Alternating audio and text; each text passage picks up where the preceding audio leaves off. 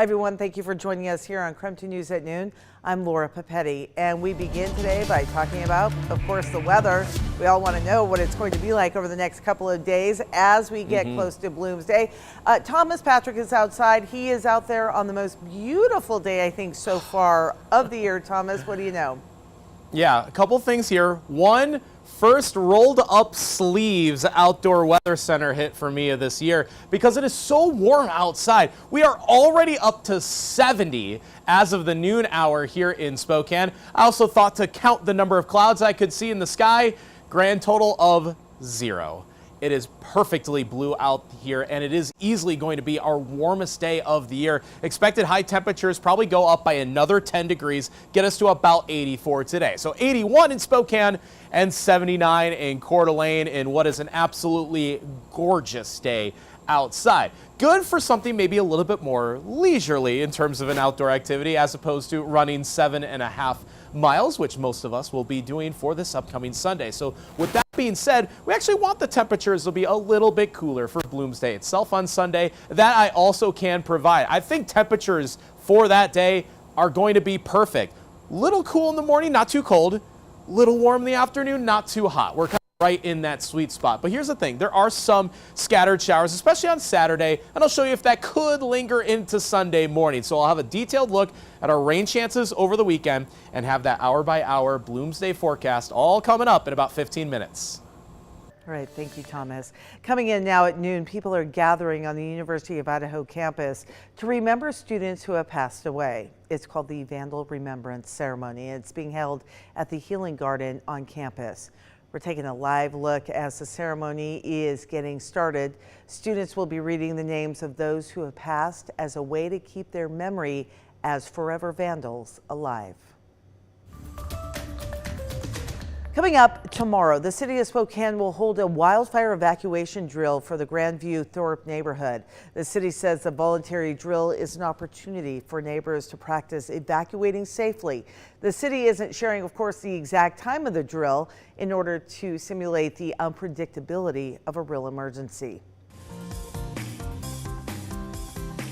12:03 right now. Of course, it is a big weekend for so many folks here in the Inland Northwest as we are now less than 2 days away from Bloomsday.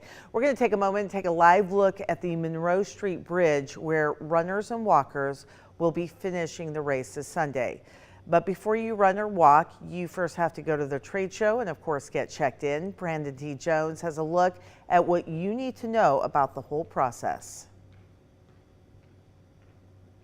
So before you get out there on the course this Bloomsday weekend, this is where you're going to have to make a pit stop first here at the Spokane Convention Center. The trade show officially kicks off today, so lots of information you need to know, but the main thing is that this is where you're going to be able to pick up those bib numbers and any other race day information. I've got some of those details I want to run by you really quick. First up, race participants need to collect their race numbers and the runner instructions right here at the convention center. Participants need to be aware of their race numbers, which can be found on their email receipts or through the provided lookup form.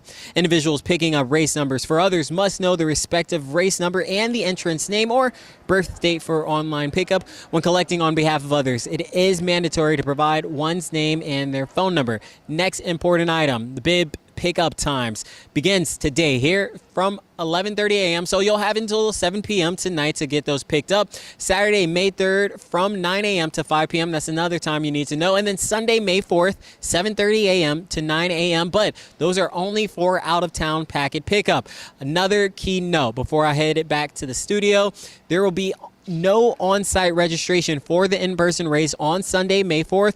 Online registration for the in-person race closes at 5:30 p.m. on Saturday, May 3rd, while in-person registration at the Spokane Convention Center concludes at 4 p.m. So good information to know. And then also we've got all those details. If you go ahead and text us the word Bloomsday to 509-448-2000, we'll be sure to get all of that information sent directly to your phone.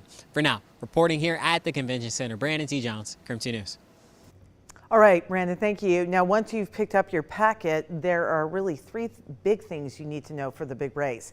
For road closures, Riverside Avenue, Monroe Street, and Broadway Avenue will all be closed downtown. Instead, you can use Ash, Maple, Division, Brown, and Hamilton. So Spokane Transit is offering a shuttle service from 5 locations coming up Sunday morning. The shuttle pickup and drop-off locations, those are on your screen. It gets you right to the start line and will pick you up in the same area.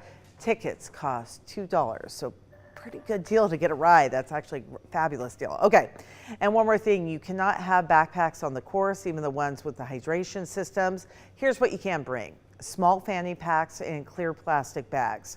For more race information, as Brandon was saying, just go to our website, KREM.com, or text us Bloomsday at 509-448-2000.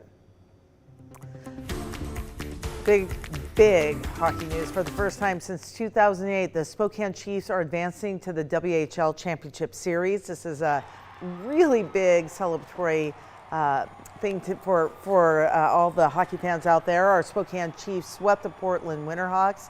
They won Game 4 of the series 6-4 last night.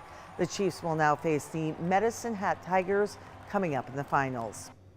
And this is coming in new at noon. We are getting our first look at the schedule. The Chiefs play in Medicine Hat for 2 games. That is starting on May 9th. Then they return to Spokane for Game 3 coming up Tuesday, May 13th, and then Game 4 on Wednesday, the 14th. The winner of the series will advance to the Memorial Cup.